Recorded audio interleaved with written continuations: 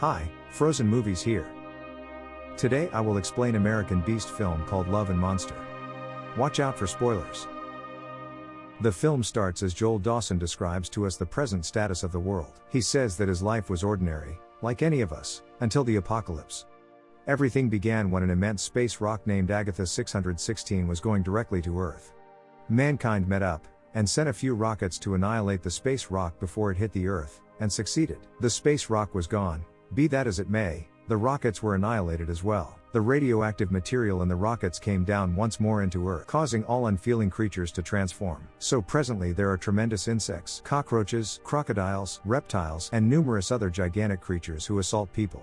The creatures promptly began killing individuals. What's more, inside about a year, 95% of the human populace was cleared out. The ones who endure stow away in fortifications, caverns, and frenzy rooms. The enduring people have been residing in such places throughout the previous 7 years, and one of them is Joel.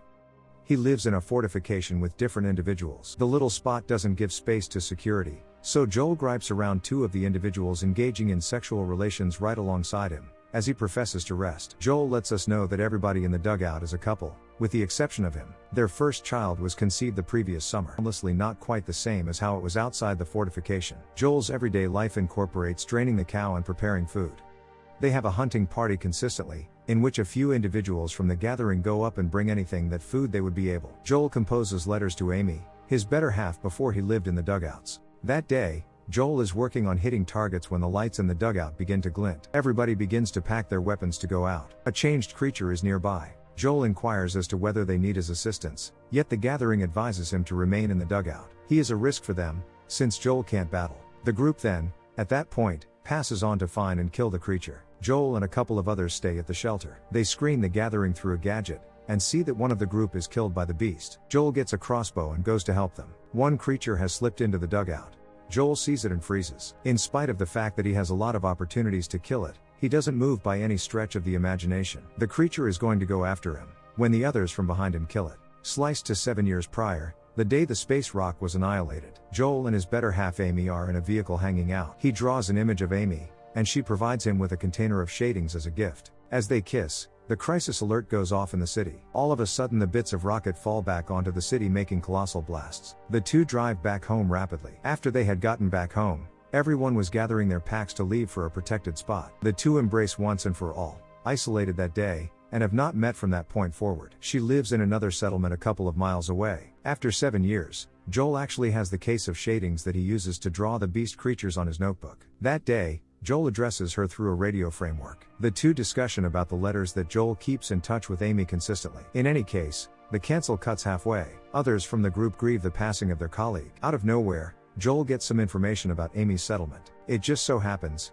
it is just 85 miles away. It requires 7 days to arrive at there. Not entirely settled to carve out Aimee this opportunity. The colleagues are astounded on the grounds that they realize Joel can't battle. They attempt to convince him to remain, however he gathers his pack with every one of the necessities and leaves the dugout. Interestingly, he takes a gander at the guide, yet can't sort out anything in it. He even can't determine what course is west. Thus, Joel steers an opportunity and heads in an irregular bearing. He strolls for a while, thinking that the excursion isn't quite so awful as he anticipated that it should be. On his way, he experiences a few beast eggs, yet attempts to remain positive. He tracks down a frisbee on the ground and keeps it with him. All of a sudden, he hears a clamor close by. The colleagues had encouraged him to make tracks as opposed to battling the animals. In this way, Joel goes into a close-by house. It is unfilled, true to form. Inquisitive, he opens the ice chest and sees an animal there. He quickly surges back outside.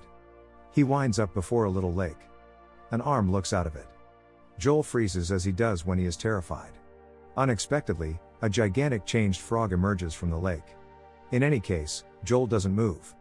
It assaults Joel with its tongue, making him tumble to the ground. A canine leaps on top of him out of the blue. Similarly, as Joel is going to run, the frog gets his legs with its tongue, and hauls him towards them. The canine saves Joel from the frog, and the two of them race to a close-by van. It is by all accounts the canine's home. Joel takes note kid composed on the roof and figures that it is the canine's name. That evening, he remains with boy in the van.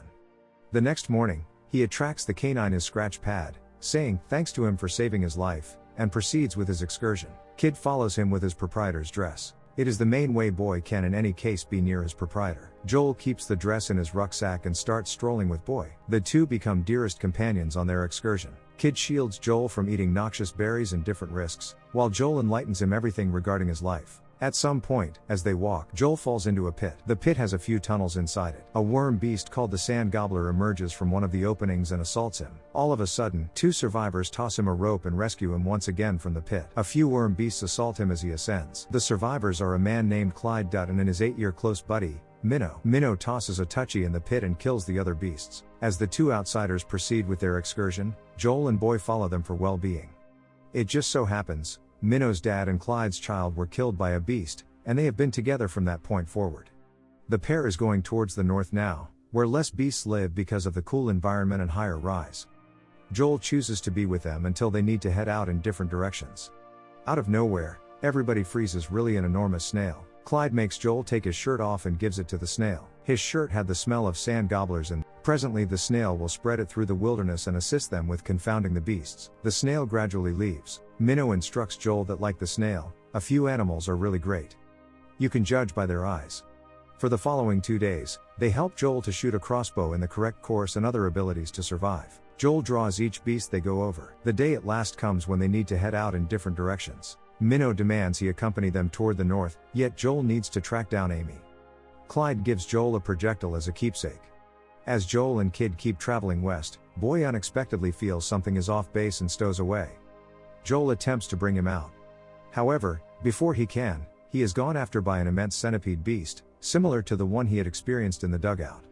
This time, Joel figures out how to point his crossbow at him, however freezes just later. The beast discards him with its tail and encompasses Boy. Joel lies on the ground, thinking of the day his folks kicked the bucket. With much assurance he gets up and takes shots at the beast, killing him. He at last saves Boy, and the two celebrate. That evening, they stay at an inn where they experience a talking robot named Mavis. The robot has 51 minutes of battery left. Joel inquires as to whether she has a functioning outlet that he can utilize his radio on. Mavis offers her leftover battery to him. Joel at last contacts Aimee, who is stressed over him. She lets him know that her province is leaving for another spot very soon. They have observed one more gathering of survivors who intend to take them someplace safe. Before she can let him know where they are going, the power runs out. Joel brings Mavis outside and converses with her about his sentiments. The robot shows him the image of his family through its information base. She plays a tune for them, when unexpectedly her battery kicks the bucket. Kid and Joel proceed with their excursion the next day. As they walk, they experience a queen sand gobbler. Clyde had cautioned them about her being the most risky of all. The sovereign assaults them and pursues them through the forest. Joel and Boy stow away by a waterway. In any case, Boy gets frightened and begins woofing, offering their situation. Kid's proprietor's dress falls into the waterway which causes him to escape stowing away. The sovereign tracks down their area, yet before she can go after them, Joel utilizes the explosive to kill her. He falls into the water before the blast. Whenever he escapes the water, he observes a few bloodsuckers lock onto his body. He shouts at Boy for offering their area prior. Disheartened, Boy takes off from him. Joel currently strolls alone, yet the parasites appear to have harmed him with something. He gets dazed and begins to fantasize. All of a sudden, a gathering shows up before him. He wakes him up to see Aimee before him. Aimee is astounded to see him as well. The two kiss, however Joel falls oblivious not long after that. Whenever he awakens, he is in a shelter. Aimee welcomes him, as incidentally, he had kissed an elderly person before. The two are talking, when Aimee is called by another more established lady. After her folks passed on, Aimee has been in this province dealing with the older individuals there. She is the top of the state as the elderly folks rely upon her. They live on an ocean side. Joel heads outside and sees the excellent view. A few group are pressing to leave the spot. One more gathering of survivors had moved toward Aimee's settlement.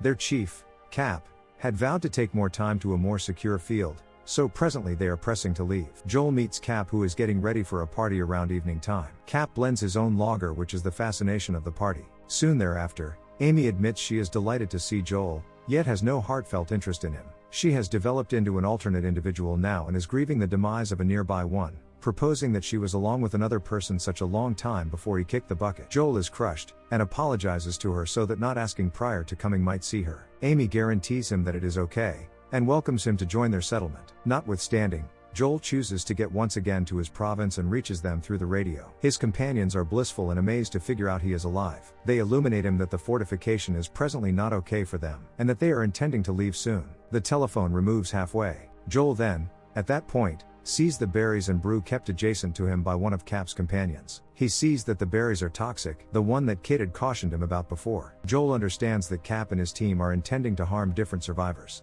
He goes out to tell Aimee, yet she is too tanked to even think about getting it. All of a sudden, somebody hits him on the head and he falls oblivious. The next morning, Joel awakens to him restricted on the ocean front. The others are in a similar condition. Cap uncovers that he and his group are really privateers who assault states for food and fuel. He calls a crab beast manipulated with an improvised electric collar to eat the pioneers. They likewise utilize the crab to tow their yacht. As the crab assaults them, Aimee liberates herself and Joel. She hurries to battle the group and passes on Joel to battle the beast crab. Aimee battles with the young lady individual from the group. Joel shockingly figures out how to push the crab over. In any case, Cap shocks the crab and it hits Joel, making him fall oblivious. The crab then strolls towards Joel as he withdraws. All at once, Boy comes to his guide. As Dana intends to shoot Boy, Aimee hits her, making her shoot the crab, all things being equal.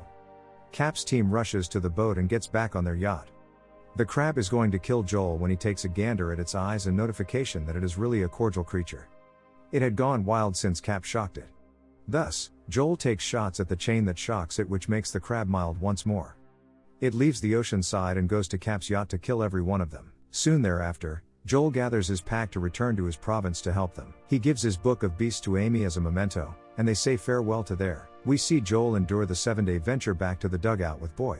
He at last meets his companions once more. They also choose to make a beeline for a protected spot in the mountains. On the radio, Joel motivates different settlements to emerge to the surface, proving that life outside is as yet conceivable. Eventually, we see numerous states head towards the mountains to carry on with a superior life. Clyde and Minnow are now there, while Joel and Boy are likewise heading towards the mountain, attempting to endure the following excursion. For full movies, please click on the link in description. Please subscribe and like the video, it means a lot for us.